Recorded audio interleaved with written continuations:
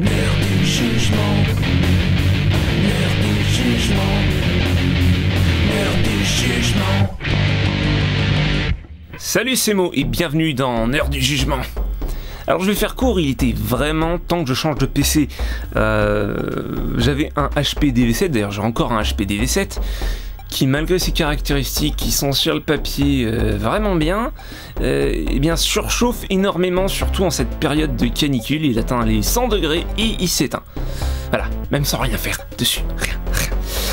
Alors tout cela malgré le fait que j'ai remplacé la pâte thermique, que j'ai décrassé le ventilo, etc. Voilà.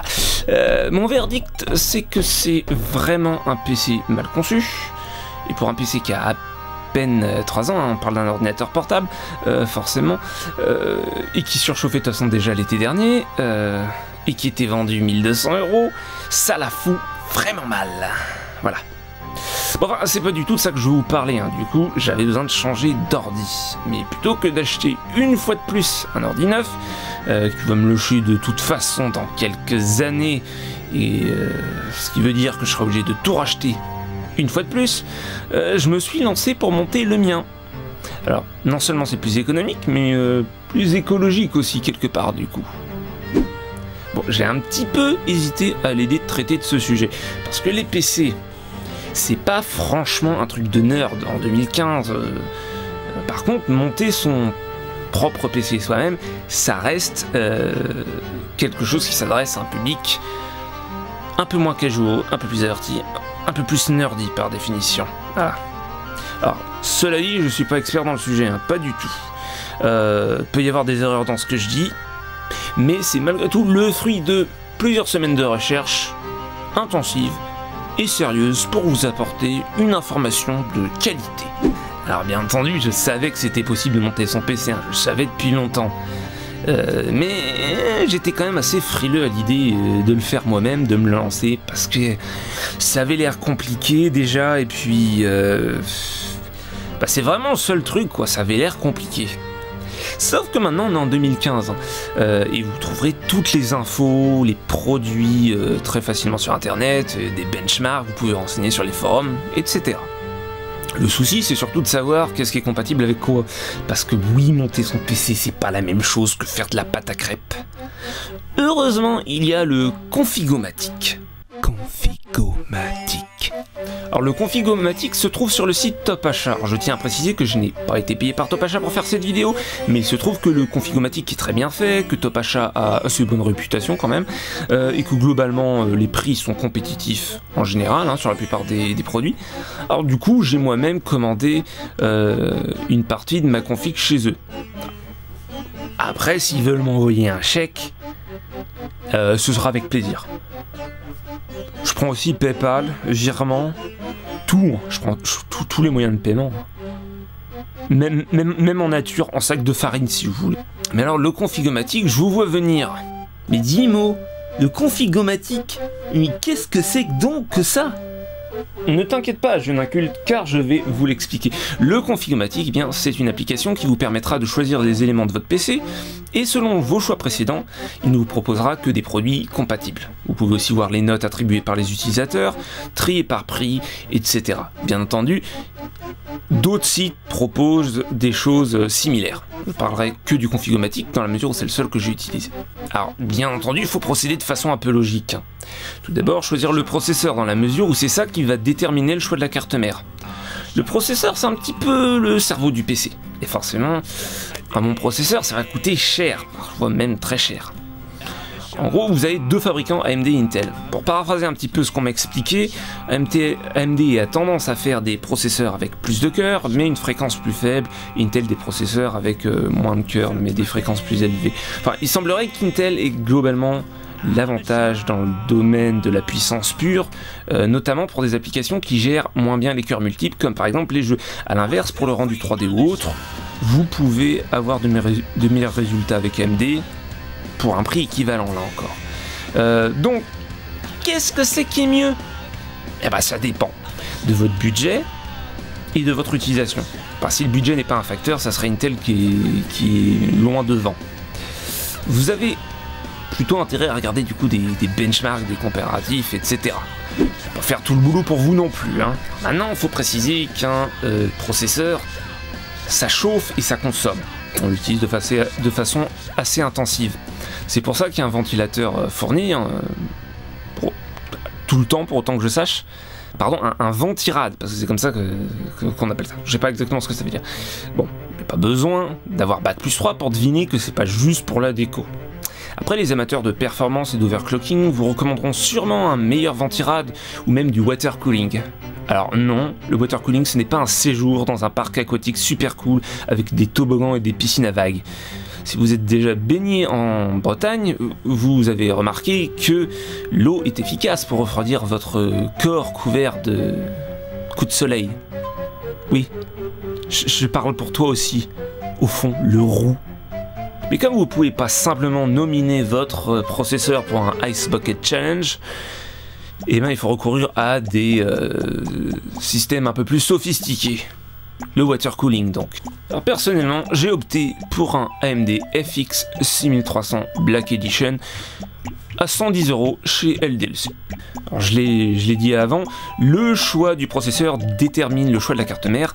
Pour différentes séries de processeurs ou CPU, il y aura différents sockets. Et vous avez dû apprendre quand vous étiez petit qu'on ne peut pas mettre un rond dans un triangle. Si techniquement, si le triangle est plus grand, mais enfin vous avez compris. Bon après, une carte mère à l'autre, il y a beaucoup de choses qui diffèrent, notamment au niveau de la connectique. Mais bon, je ne vais pas rentrer dans le détail, dans la mesure où je les connais pas moi-même les détails. Alors j'ai choisi avec le socket AM3+, nécessaire pour mon FX 6300, une carte mère ASRock 980 DE3 U3 S3 R2.0. Ça en fait des chiffres et des lettres. Bon, pour y voir un peu plus clair, c'est une carte mère au format ATX, je reviendrai sur le format un peu plus tard, et U3 c'est pour l'USB 3, qui est 10 fois plus rapide que l'USB 2.0 apparemment, mais rétro-compatible normalement. Et S3 pour SATA 3, qui est 2 fois plus rapide, puisqu'on atteint la vitesse de 6 Gbps par seconde. Alors, à 60 € chez LDLC, c'est une carte mère d'entrée de gamme, mais avec de bonnes critiques et des fonctionnalités intéressantes. Enfin, on se penchera là-dessus dans une vidéo à venir. Ensuite vient la RAM. Alors comme vous l'imaginez, c'est plus facile de ramer avec une paire de RAM, sinon on prendrait juste une pagaie. Bon, mauvaise blague à part, sérieusement, un truc qu'il y a sur les cartes mères, c'est le dual channel, donc mémoire double canal, qui fait qu'il est préférable de prendre 2 barrettes de 4 Go plutôt qu'une de 8. Ne me demandez pas d'élaborer là-dessus, je ne serais pas capable, mais c'est bon à savoir. Alors la RAM, pour prendre une analogie douteuse, c'est un petit peu comme une maison. C'est pas franchement la peine d'avoir 200 mètres carrés si t'es tout seul. En gros, tant que t'as de la place, bah t'as de la place, c'est bon. Il y a, ou en tout cas il y avait différents types de RAM, maintenant j'ai l'impression qu'il n'y a plus que de la DDR3, il y a différentes fréquences, etc. Après le moment que vous attendez tous, la carte graphique. Pourtant a priori, les cartes et les graphiques dit comme ça a l'air chiant, ça vous rappelle les cours de géo au lycée, mais que nenni. Combinez les deux et vous obtenez ce qui est probablement l'élément le plus important en jeu.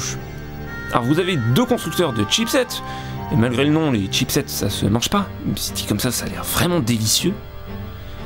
Vous avez Nvidia évidemment, vous connaissez forcément les 2 grands constructeurs Nvidia et AMD, anciennement ATI, qui a été racheté en 2006 par AMD et qui a perdu son nom en 2010, donc maintenant c'est juste AMD.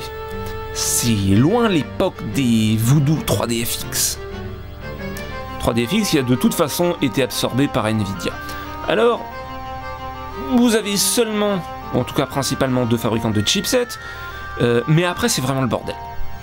Au niveau des noms des modèles déjà, surtout quand on les renomme, comme par exemple AMD avec ses Radeon HD qui ont été rebadgés en Radeon R5, R7, R9, il y a des 250, 250X, 260, 265.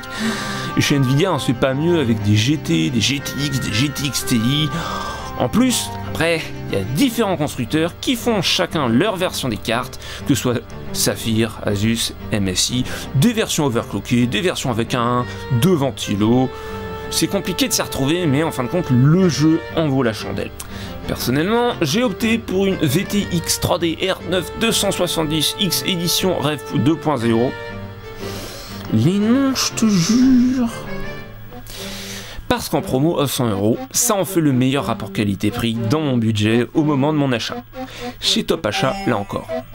Ensuite, je vais passer au stockage. Je vais réutiliser le lecteur graveur DVD de mon Acer qui a rendu l'âme. Ça suffira parce que bon, honnêtement, qui utilise encore des CD ou des DVD? Voilà, un lecteur de base suffira. Après, il y a les disques durs HDD, Hard Disk Drive, et les disques pas solides. Non, sérieusement, évidemment, ça ne traduit pas comme ça, mais il s'agit de SSD, donc Solid State Drive. Les disques durs, l'avantage c'est que ça coûte pas cher, ça commence à 50 € pour 1 Teraoctet, mais bon, les constructeurs ont un peu de mal à continuer à les améliorer. Alors, là aussi, j'ai évidemment des disques durs en rab que je vais pouvoir récupérer. Par contre, de l'autre côté, on a les SSD auxquels je m'étais pas intéressé du tout jusqu'à ce qu'on me les suggère sur un forum. Alors, ce sont des disques à mémoire flash, hein, ce qui est une progression logique en somme. Ils sont beaucoup moins sensibles au choc et les vitesses de transfert en écriture et en lecture sont largement supérieures à celles des disques durs. En gros, mieux vaut un SSD lent qu'un disque dur rapide, puisqu'au final, ce sera quand même plus rapide. Bon, par contre, ils sont beaucoup plus chers. Par exemple, j'ai opté pour un SSD SanDisk de 120 Go pour une soixantaine d'euros, ce qui est globalement le premier prix. Donc, voilà. C'est pas du tout le même ordre de grandeur. Ce que font beaucoup de gens, et moi aussi du coup maintenant, c'est une configuration hybride qui est un bon compromis. On utilise un SSD pour le système d'exploitation, les logiciels, etc. Et on se contente du ou des disques durs pour le stockage. Alors maintenant, reste à voir la progression des prix des SSD à l'avenir, qui pourrait à terme rendre les disques durs complètement obsolètes. Dans la mesure où en plus d'être plus performants, ils sont moins sensibles au choc. Dans un PC de bureau, il y a peu de chances que ça soit très important. Mais bon, quand même. Manger 5 fruits comme par jour, qui disait. Un peu acide. Et oui, une alimentation équilibrée, c'est important. Du coup, c'est pas non plus un choix à faire à la légère. Il vous faudra une alimentation suffisamment puissante pour répondre à la consommation de votre carte graphique et de votre processeur. Si vous demandez trop à votre alim, elle chauffe, et si elle chauffe, le rendement est moins bon. C'est globalement ce que j'ai compris à ce qu'on m'a expliqué. L'idée, dans l'ensemble, c'est qu'il faut prendre de la marge. Alors vous avez différentes certifications quant aux performances et au rendement de l'alimentation, 80+, bronze, argent et or, et vous avez des alimentations modulaires, semi-modulaires, qui vous permettent de faire un cable management de qualité, c'est-à-dire un rangement des câbles propre, et qui permettent une meilleure circulation de l'air dans le boîtier, donc un meilleur refroidissement. Alors moi, j'ai choisi une Fortron FSP Hyper 600 qui devrait me laisser de la marge. C'est une alimentation qui coûte une soixantaine d'euros, donc on reste sur de l'entrée de gamme globalement. Mais pas cheap pour autant. Et finalement, évidemment, le boîtier, il y a différents formats qui correspondent à différentes tailles, ATX, micro ATX et mini ATX.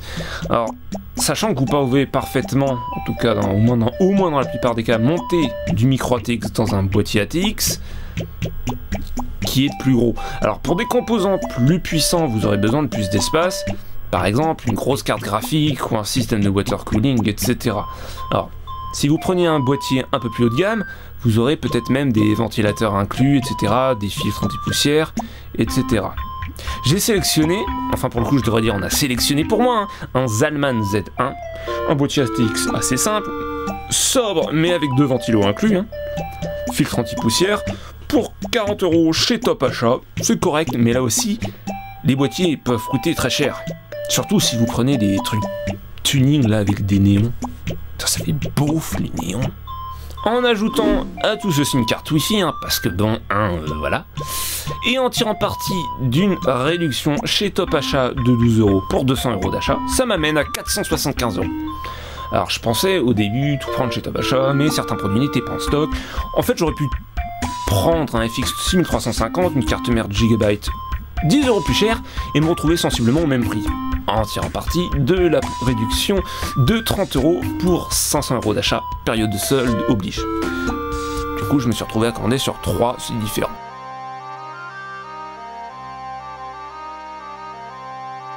Voilà, c'est tout pour cette introduction. Moi je vous retrouverai pour l'unboxing et le montage quand j'aurai tout reçu. Alors quoi qu'il en soit, ne vous précipitez pas, hein. Et si vous avez un doute, renseignez-vous sur des forums, etc. Il y aura beaucoup de gens bien plus compétents que moi qui pourront répondre à vos questions, ou même demander directement aux boutiques qui pourront vous conseiller normalement. Alors, normalement, avec le Configomatic, de toute façon, il n'y a pas vraiment de raison de se planter. Mais bon, regardez les caractéristiques techniques, les notices, et essayez de comprendre ce que vous faites et ce que vous achetez, quoi. C'est quand même de votre argent qu'on parle. Au final, si vous y prenez correctement, vous changerez les éléments de votre PC au fur et à mesure, vous pourrez conserver votre boîtier, votre alimentation, à moins de passer à du matériel plus gourmand, votre processeur, tant que vous restez sur le même socket, vous pouvez rajouter de la RAM, etc. Donc, sur le long terme, c'est beaucoup plus intéressant, sans aucun doute. Donc, voilà, faut voir dans la longueur. Donc, comme je disais, je m'arrête là, c'est tout ce que j'avais à dire pour l'instant, et je vous retrouve très bientôt pour un unboxing dans les règles de l'art. Ciao, bye bye.